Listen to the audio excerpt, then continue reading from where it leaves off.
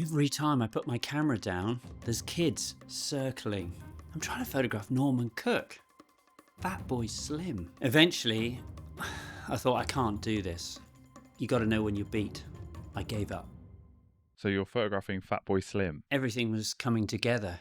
I photographed Zoe on a number of occasions, and we got on. And then I photographed Norman, and she was there down in Brighton. She told him I was okay. I got a really nice shoot, which ended up in my Star White book. And then the big one, Rio de Janeiro in Brazil. I mean, it was a fantastic opportunity. It was really exciting. I mean, most of the time, it was like a holiday. We were just sitting around, going to restaurants where you try all these different types of meat. It was excellent. And there was kind of a holiday atmosphere because the writer, Craig McLean, he brought his wife and he extended it into a holiday. It felt odd because I was with Linda, who was my assistant, but the whole thing was a jamboree. So you're staying in a nice hotel, I presume? Oh, wow. Yeah, really and nice. Was Norman, Fatboy Slim, was he staying in the hotel with you? I don't think he was. Okay. He might have been. Okay. I don't know. You can't remember? I honestly can't remember. He was playing this amazing gig on the beach. Okay. Copacabana Beach. I was there to take pictures that would accompany an interview that he was doing with Craig, and this simultaneously do some live pictures because it was such an extraordinary event. There were 250,000 people on the beach, Copacabana Beach, to watch him in action. Dancing to his music. Yeah, dancing to his music. Crazy. In Brazil. So. In Brazil, the samba, Yeah. the beat. And it was mostly just sort of waiting for my opportunity. So set the day. You woke up in your nice hotel in Brazil. Well, it started when we were sort of at Heathrow and about to get on the flight. I knew things were going well when Linda, my assistant, we presented ourselves at the gate for boarding, and the very nice cabin crew, he said, you know, I like you guys. I'm going to upgrade you. And so we were kind of in business class. Wow. Immediately, much to the annoyance of the other two travelers, the writer and the PR. Well, they specifically chose you two. So they choose. He said, "You look like a lovely couple," and the irony was we were the only people that weren't a couple. You're not going to say no to that, though. No, absolutely not. And yeah, it was just I actually sort of it was at a time as a picture of you on the same contact sheet of the pictures that I took in Brazil. I was obviously using up the role of you back home in Hackney, and you can see at the age you're in your Wendy house. And so I had mixed feelings because it was a jolly.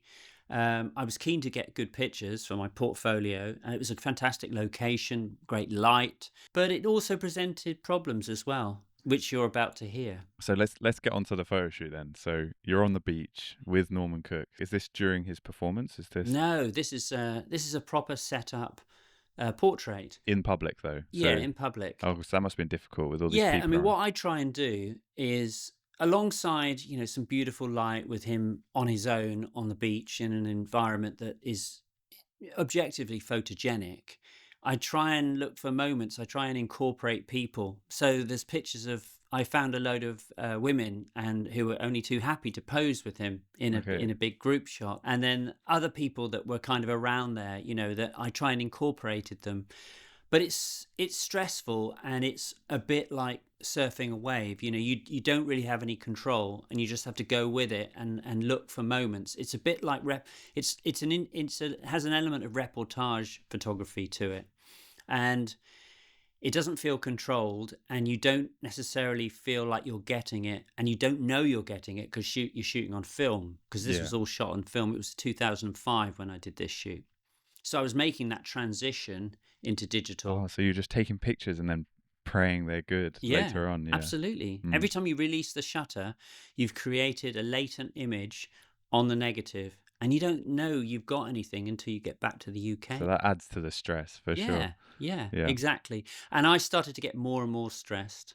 And everyone's got their hands on my equipment. Really? People I don't know. I've got Linda going, Linda, you know, just look after the lighting, or, you know, stay with the cameras. You know, it's really stressful. We're sweating. I can imagine. It's hot. Yeah. The sand getting in all our camera gear, which is just the absolute worst thing that can happen. It's simultaneously a great location, but at the same time, it's a horrid location, Okay, so fraught you with refer. difficulty. It all started to become too anxiety inducing. I mean, I was having to have eyes in the back of my head. I was, none of my camera equipment is insured. I'm not a fan of insuring your equipment. I think, personal responsibility makes more sense because you have to pay an excess anyway. But in this instance, I had even more equipment because Linda had a digital camera and she had her equipment there as well, which we were kind of taking advantage of, and which we used for some of the live pictures. So it was the sort of thing that I have nightmares about. Stuff going missing, and Yeah, there were little hands all over our gear. I mean, it's entirely understandable the value of those cameras and my laptop and the bits and pieces that I had is such that it would be kind of a year's wages maybe or certainly worth kind of nicking out all your camera bag. There's real poverty there. We were not that far from favelas and entrenched poverty, and so you have to kind of be respectful of that. yeah.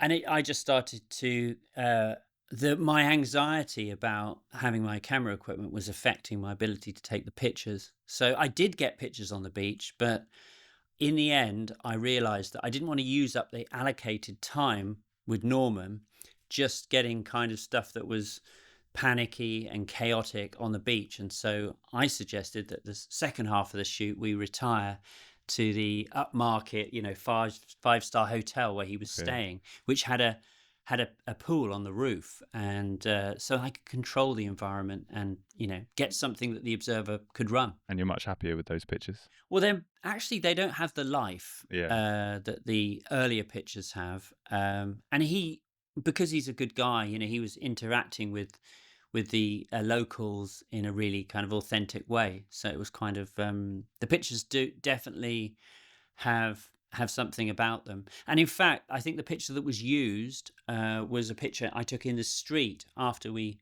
were on our way back to the hotel, and there was a telephone booth, a sort of a kind of a circular kind of plastic number, and I got him in that space, and it made a frame within a frame, which I've talked about before. And then he's sort of clowning around, but it's a kind of environmental portrait, but it's away from the beach, away from everybody, yeah. and I could That nightmare control it a little bit. situation.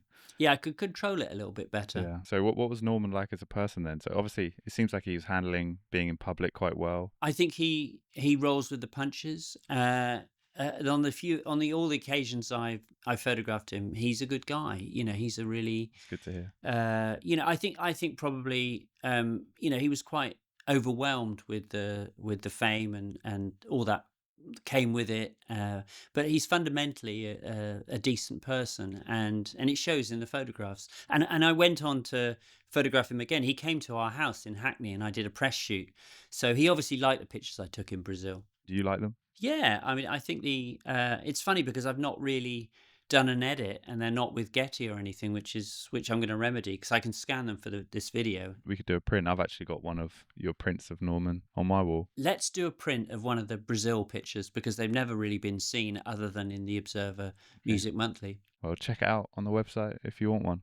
Yeah, absolutely. And thanks for watching. Nice, quick, and easy. Yeah, And shout out to Norman. please come again.